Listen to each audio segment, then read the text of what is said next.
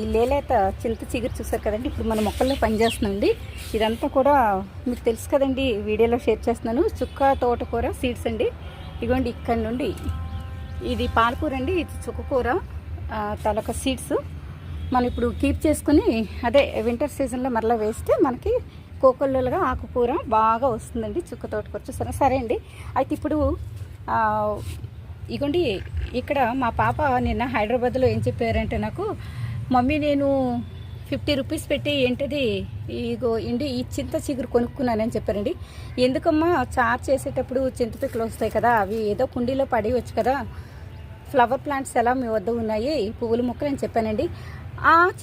చింత మొక్కలు కుండీలో వస్తాయా మమ్మీ అంటున్నారు. చింత మొక్కలు కుండీలో రావడం ఏంటండి, అవి మనం బేబీ ప్లాంట్స్, ఇప్పుడు ఇవి బేబీ ప్లాంట్స్గా ఉండేటప్పుడే మనం ఈ చిగురనే కాదండి, ఈ లేలేత చిగురు ప్లస్ ఈ బేబీ ప్లాంట్స్ ఇప్పుడు మనం తీసేసి చక్కగా ఇలా పప్పులో వేసుకోవచ్చండి. చూడండి ఇవి ఈ బేబీ ప్లాంట్స్ అండి. అయితే నేను ఉంచనండి ఈ చిగురు ప్రతి కుండీలోనే మనకి ఇలాగ ఈ చింత చిగురు ఉంటుంది కాబట్టి.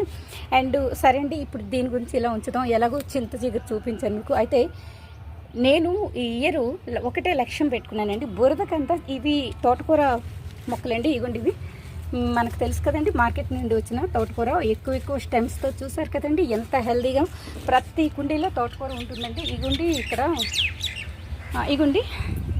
ఇగుండి ఫుల్ సీడ్స్ వచ్చేస్తున్నాయి. నెక్స్ట్ మరలా వింటర్ సీజన్లో మనం వేయడానికి ఈ సీడ్స్ మొత్తం అండి ఇవన్నీ కూడా ఇగుండి చూసారు కదండి ఎంత లాగుందో. నేను వీటిని డ్రమ్ స్టిక్స్ అని పిలుచుకుంటాను సరదాగా, చూసారు కదండి. అయితే మనకి ఇప్పుడు ఇగుండి నేను ఏం చేశానంటే, మనకి బురద కింద మనకు దొరకదండి విలేజెస్లో, అలానే పొలాల్లో అదే ఎక్కడో అక్కడెక్కడ ఈ బురద కింద పండిస్తారండి, అంటే అఫీషియల్గా పండిస్తారు. కానీ ఈ ఇయర్ నేను ఈ బురద కిందని ఇప్పుడు ఇగోండి ఈ సిట్రస్ ఫ్రూట్ ప్లాంట్ ఉంది కదండి, ఇవి వడ్లపూడి నారింజ అని చెప్పేసి మనకి ఇచ్చారు నర్సరీ వాళ్ళు. సరే ఇది కాపు వస్తే కానీ మనం ఏంటనేది డిసైడ్ చేయలేము. ఇగోండి ఇది వడ్లపూడి నారింజ అన్నారు.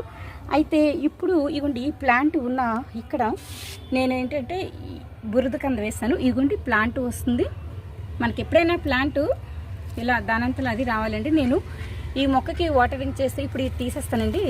ఈ బేబీ ప్లాంట్స్గా ఉండేటప్పుడే మనం ఇలా తీసేసుకోవాలండి. ఏదన్నా కుండీలో వేసినప్పుడు తీసేసుకొని ఇంకా మనం లేతగా ఉన్న ఇది అంతా కూడా పెసరపప్పు చుక్కకూర చాలా అంటే చాలా టేస్ట్గా ఉంటుందండి. అయితే చూస్తారు కదండి, ఇప్పుడు ఇక్కడ బురద కంద వేసానండి. ఇగోండి ఇవి ఇలా పెట్టేశాను. వేస్టేజ్, కుకింగ్ వేస్టేజ్ అంటే మనం వండకుండా ఉండేవి. అయితే ఈ బురద కంద ఇగోండి ఇక్కడ కూడా మనకి ప్లాంట్ వస్తుంది, ఇక్కడ ఒక ప్లాంట్ వస్తుంది, ఇక్కడ 2 ప్లాంట్స్ వస్తున్నాయి చూసారు కదా.